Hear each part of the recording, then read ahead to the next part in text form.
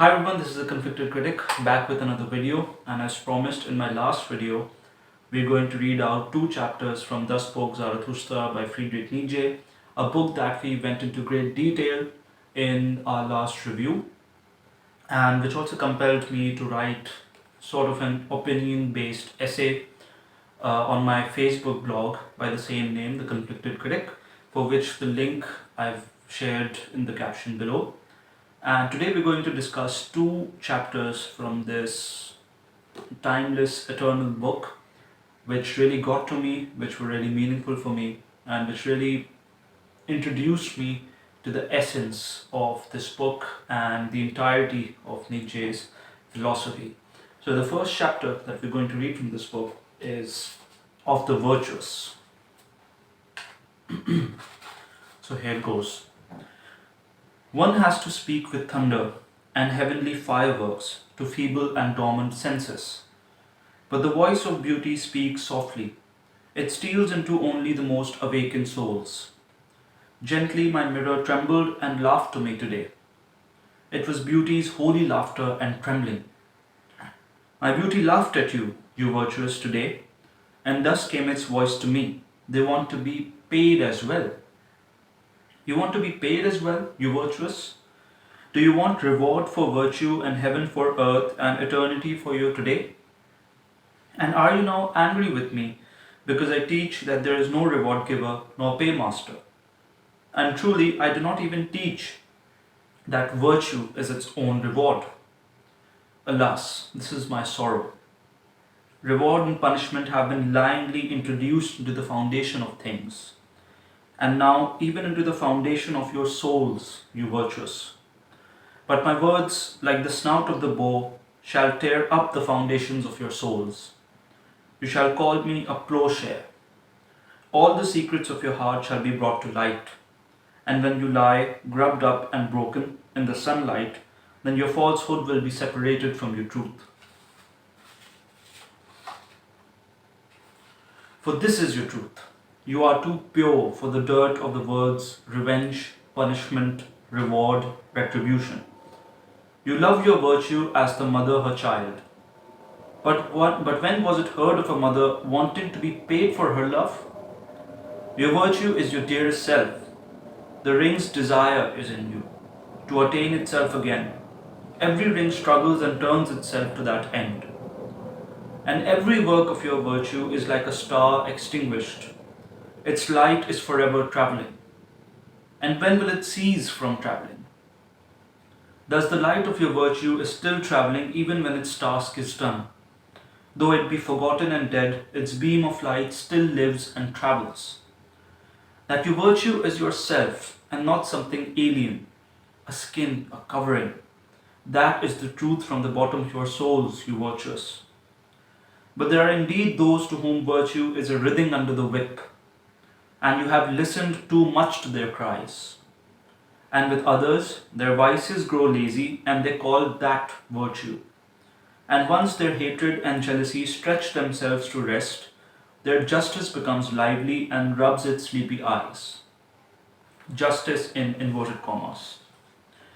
And there are others who are drawn downward.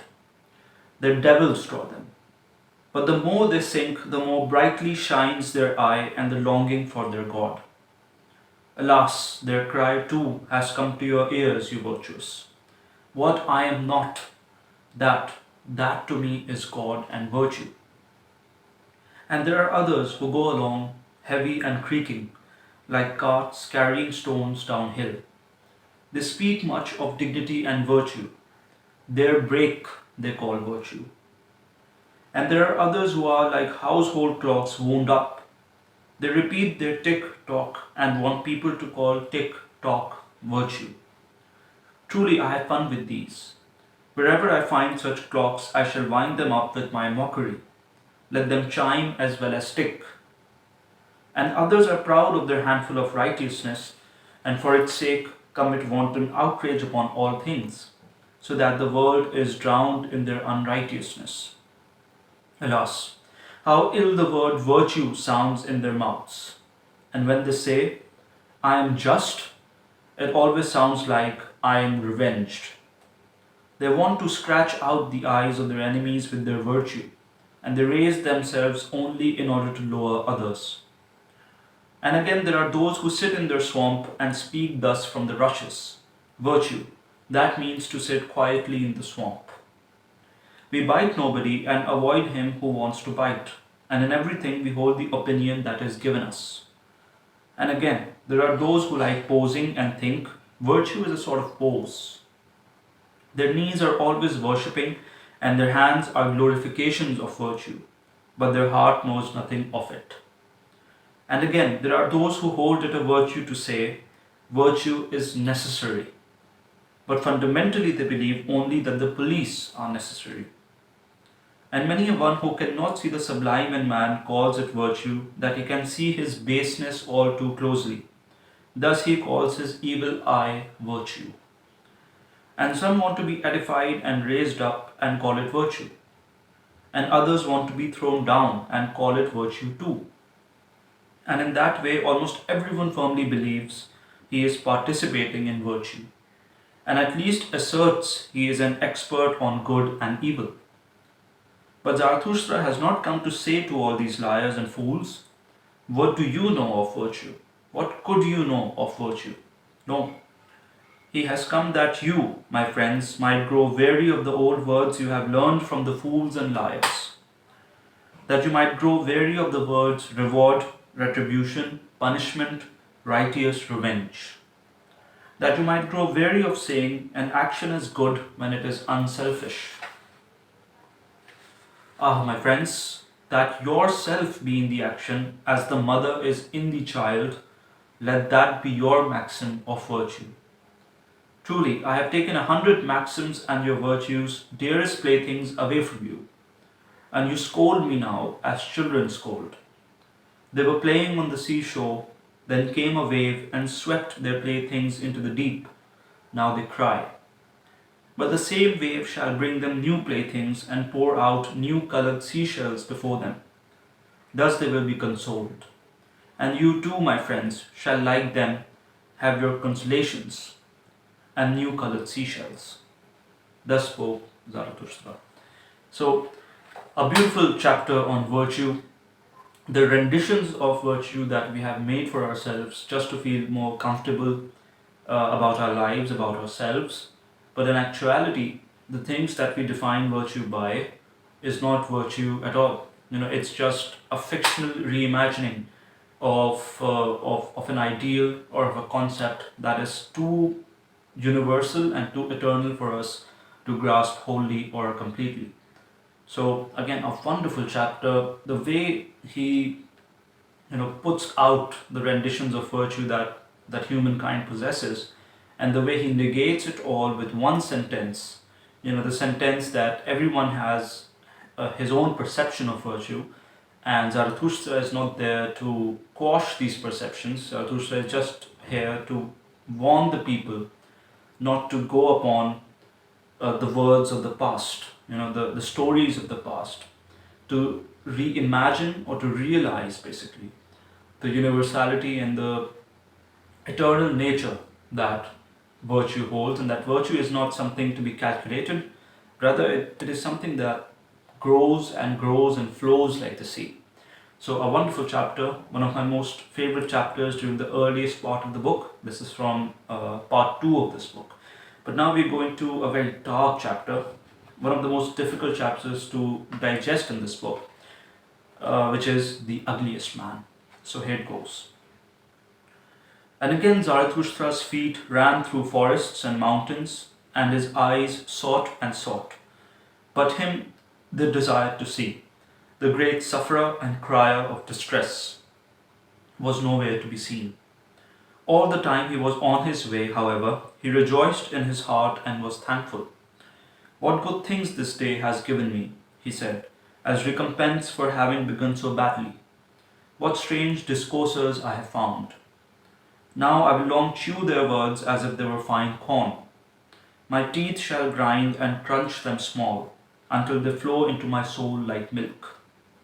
But when the path again rounded a rock, all at once the scenery changed, and Zarathustra stepped into a kingdom of death.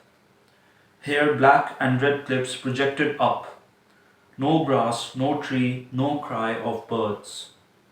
For it was a valley which all beasts avoided, even the beasts of prey, except that a kind of ugly, thick, green serpent, when it grew old, came here to die. Therefore the shepherds called this valley Serpent's Death. Zarathustra, however, was plunged into dark recollections, for it seemed to him as if he had stood in this valley once before. And many heavy things settled upon his mind, so that he went slowly and ever slower and at last stopped. Then, however, as he opened his eyes, he saw something sitting on the pathway, shaped like a man and yet hardly like a man, something unutterable. And all at once, Zarathustra was overcome by the great shame of having beheld such a thing. Blushing to his white hair, he turned his glance away and lifted his foot to leave this evil spot. But then the dead wilderness resounded, for from the ground issued a gurgling, rasping sound such as water makes in stopped up water pipes at night. And at last a human voice and human speech emerged from it. It sounded thus: Zarathustra, Zarathustra, read my riddle. Speak, speak. What is the revenge on the witness? I entice you back. Here is slippery ice. Take care that your pride does not here break its legs. You think yourself wise, proud Zarathustra? So read the riddle, you hard nutcracker, the riddle that I am. So speak, who am I? But when Zarathustra had heard these words, what do you think then happened to his soul? Pity overcame him, and all at once he sank down like an oak tree that has long withstood many wood choppers, heavily, suddenly, to the terror even of those who wanted to fell it. But at once he arose from the ground and his countenance grew stern. I know you well, he said in a brazen voice. You are the murderer of God. Let me go. You could not endure him who saw you unblinking and through, you ugliest man. You took revenge upon this witness. Thus spoke Zarathustra and made to depart. But the unutterable creature grasped for a corner of his garment and began again to gurgle and grope for speech. Stay, he said at last. Stay, do not go by. I have divined what axe it was that struck you to earth. Hail to you, O Zarathustra, that you are standing again. You have divined, I know it well, how he feels who killed God, how the murderer of God feels. Stay, sit beside me. It is not to no purpose. To whom did I intend to go if not to you? Stay, sit down, but do not look at me. Honor thus my ugliness. They persecute me. Now you are my last refuge. Not with their hatred, not with their henchmen. Oh, I would mock such persecution. I would be proud and glad of it. Has not all success hitherto been with the well persecuted? And he who persecutes well easily learns to follow, for he is already at the heels of others. But it is their pity. It is their pity from which I flee and flee to you.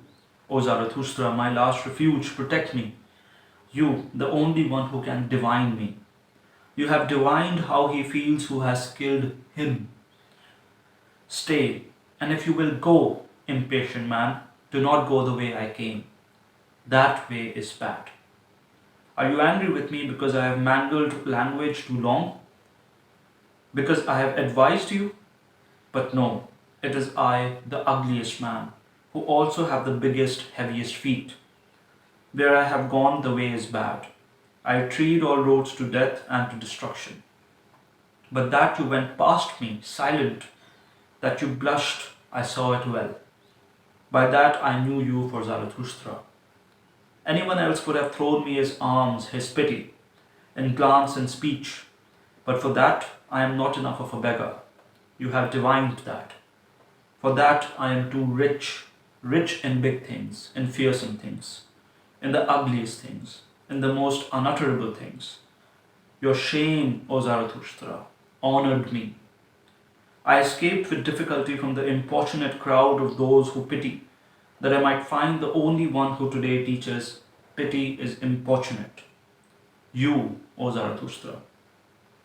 Be it the pity of a god, be it human pity, pity is contrary to modesty, and unwillingness to help may be nobler than that virtue which comes running with help. That, however, pity, is called virtue itself with all little people. They lack reverence for great misfortune, great ugliness, great failure. I look beyond all these as a dog looks over the backs of swarming flocks of sheep. They are little, well-meaning, well-wooled, colourless people. As a heron looks contemptuously over shallow ponds, with head thrown back, so do I look over the swarm of colourless little waves and wills and souls. Too long have they been allowed right, these little people. Thus, at last they have been allowed power too. Now they teach only that is good which little people call good. And truth today is what the preacher said who himself sprang from them, that strange saint and advocate of the little people who testified of himself, I am the truth. This immodest man has long made the coxcomb of the little people rise up in pride. He who taught no small error when he taught, I am the truth. Was an immodest man ever answered more politely? But you, O Zarathustra, passed him by and said, No, no, thrice no. You warned against his error as the first to do so. You warned against pity. No one else, only you and those of your kind. You are ashamed of the shame of the great sufferer.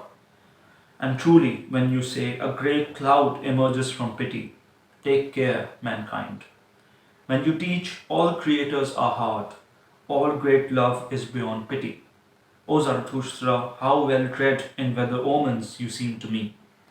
You yourself, however, warned yourself too against your pity.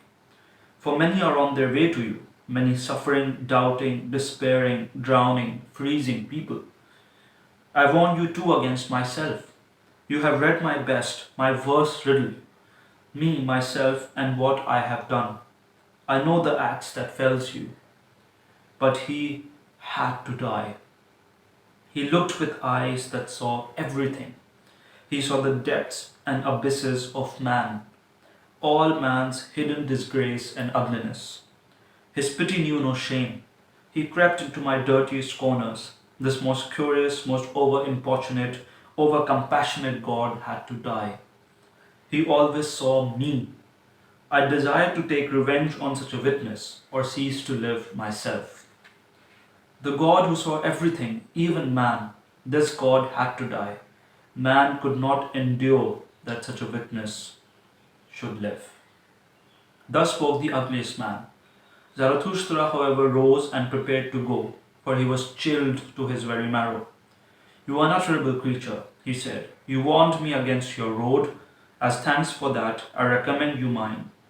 Behold, up yonder lies Zarathustra's cave. My cave is big and deep and possesses many corners. There the best hidden man can find his hiding place. And close by it are 100 secret and slippery ways for creeping, fluttering, and jumping beasts. You outcast who cast yourself out, do you not wish to live among men and the pity of men? Very well, do as I do. Thus you will also learn from me. Only the doer learns. And first of all, and above all, speak with my animals. The proudest animal and the wisest animal. They may well be the proper counselors for both of us. Thus spoke Zarathustra and went his way, even more thoughtfully and slowly than before, for he asked himself many things and did not easily know what to answer. How poor is man, he thought in his heart. How ugly, how croaking, how full of secret shame. They tell me that man loves himself. Ah, how great must this self-love be? How much contempt is opposed to it. Even this man has loved himself as he has despised himself. He seems to me a great lover and a great despiser. I have yet found no one who has despised himself more deeply. Even that is height. Alas, was he perhaps the higher man whose cry I heard? I love the great despisers. Man, however, is something that must be overcome.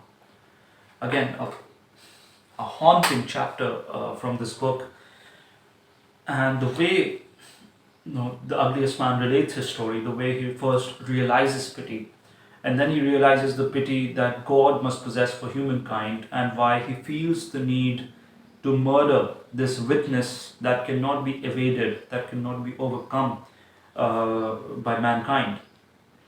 The way the ugliest man relates all of this, and the way he reaches his conclusion that God had to die for man to survive, it's just so haunting. And even Zarathustra is chilled to the very core when he listens to all of this from the ugliest man. One of the most darkest chapters that I've ever read in any book ever before, and it will stick in my mind for years and years to come, maybe forever, because I have hopes of reading this book again whenever I feel comfortable enough to delve into this philosophy again, because it's too dark, it's too thought provoking. But then again, these were two chapters from the Spoke Zarathustra by Friedrich Nietzsche. We're going to meet again with another book review once I complete the fiction that I'm currently reading. And until we meet again, whatever book you read, have a wonderful reading experience. Goodbye.